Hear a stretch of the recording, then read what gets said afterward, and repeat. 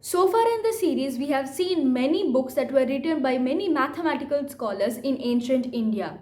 The Sulba Sutras by Baudhayan, Aryabhatiya by Aryabhatta, the Brahmasputa Siddhanta by Brahmagupta, etc.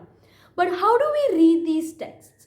Remember that these texts do not contain any number and simply symbolisms for numbers. For example, the five senses were used to symbolize the number 5.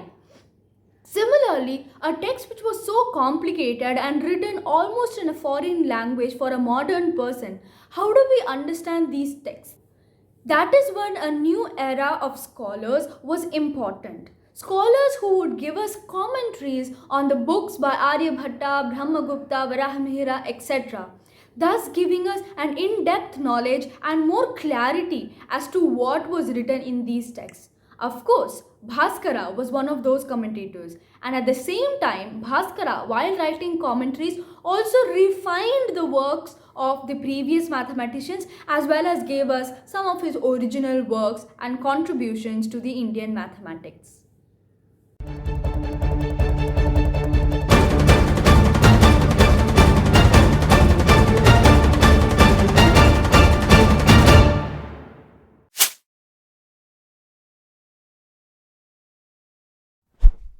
Very little is known about Bhaskara I.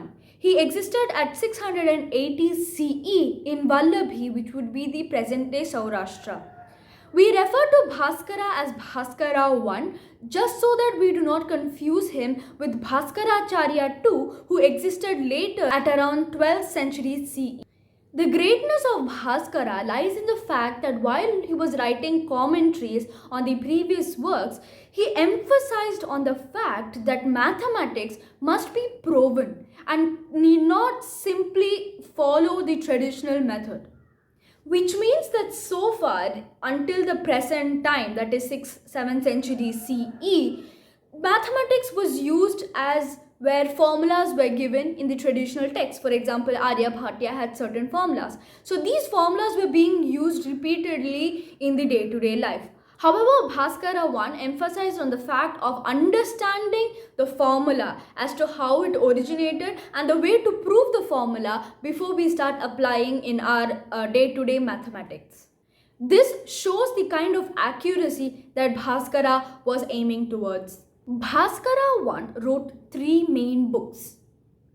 The Mahabhaskariya, which deals with trigonometry, quadrilaterals as well as pi, the Laghu Bhaskariya, and the Aryabhatiya Bhashya, which is the commentary on Aryabhatiya by Aryabhatta. In the Aryabhatiya Bhashya, Bhaskara I refined the works of Aryabhatta.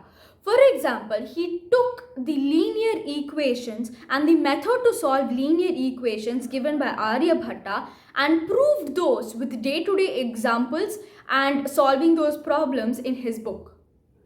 Similarly, he also dealt extensively with zero and brought the sine functions given by Aryabhatta to 99% of accuracy.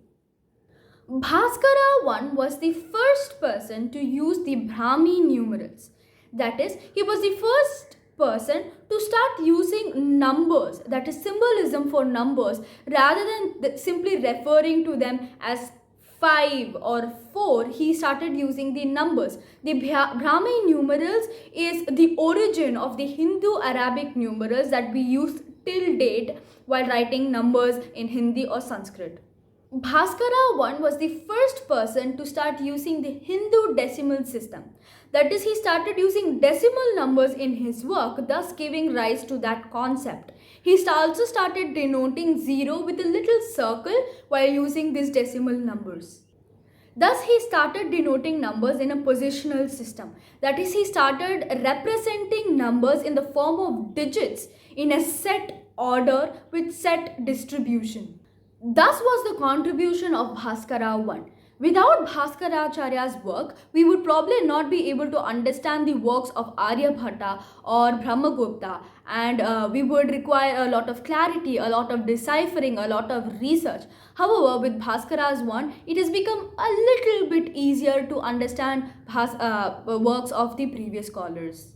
Thus, we owe a lot of credit to Bhaskara I, who gave us such clarity, who gave us such ease of understanding the most difficult and complex mathematical texts which were written by mathematics of India. Now don't forget to like, share and subscribe to Uttishta Bharata. Namaste and Jai Hind.